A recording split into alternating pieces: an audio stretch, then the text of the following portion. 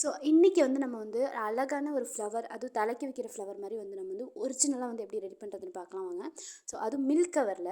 So நான் வந்து milk cover, oil cover, நான் வந்து மாவு கவர் வந்து நான் எடுத்திருக்கேன். ஸோ அதில் வந்து நம்ம ஓரத்தில் வருது பார்த்திங்களா, அதை வந்து 2 பக்கமும் வந்து கட் பண்ணி எடுத்துக்கிட்டு, ஸோ அதை நடுவில் வந்து சென்டராக கட் பண்ணி எடுத்து அப்படி ஃபுல்லாக விரித்து விட்டுக்கணும். அதை வந்து 2ஆக மடித்து வச்சுக்கோங்க. இது எதுக்கு பண்ணிக்கிறேன்னா, நம்ம அந்த லீஃப் மாதிரி அது வரையணும். அதை வரைஞ்சி அது நம்மளுக்கு அந்த மாதிரி கட் பண்ணோம்னா நம்மளுக்கு நிறையா பீஸ் கிடைக்கும். ஸோ அதனால் நான் வரைகிற மாதிரி இந்த மாதிரி வரைஞ்சி வச்சுக்கோங்க.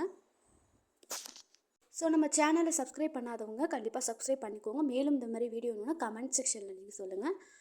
ஸோ இந்த மாதிரி கட் பண்ணி வச்சுக்கோங்க. நெக்ஸ்ட் வந்து நம்ம ஊசியில் வந்து கோர்க்கணும். நான் எப்படி கோர்க்குறேன்னு பாருங்கள். ஃபஸ்ட்டு வந்து நம்ம பீஸ் கட் பண்ணி வச்சிருந்த பீஸை வந்து 2ஆக மடிச்சுக்கிட்டு அதை வந்து வெளில விடணும்.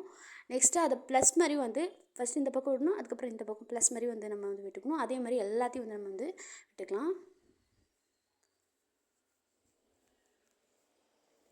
ஸோ ஃப்ளவர் மாதிரி இருக்குதான்னு மட்டும் சொல்லுங்கள்.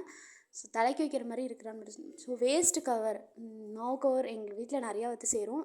ஸோ அதெல்லாம் வந்து நான் வந்து ஸ்டோர் பண்ணி வச்சுப்பேன். ஸோ அதை வந்து இப்போ நான் ரிவ்யூஸ் ஐடியாவாக போடுறேன்.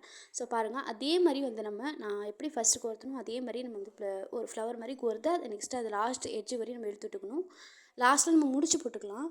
ஸோ அப்போ தான் எட்ஜ் வரையும் நம்மளுக்கு வந்து விழாமல் அப்படியே அழகாக நிற்கும்.